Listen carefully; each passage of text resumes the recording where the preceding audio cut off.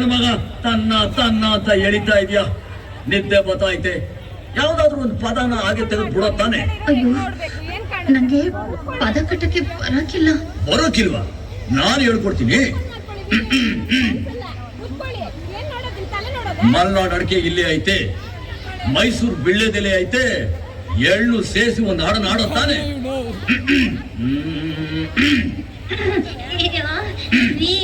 ನಂಗ್ ಮನೇಲಿ ಕೆಲ್ಸ ಇದೆ, ನಾ ಬರ್ತೀನಿ.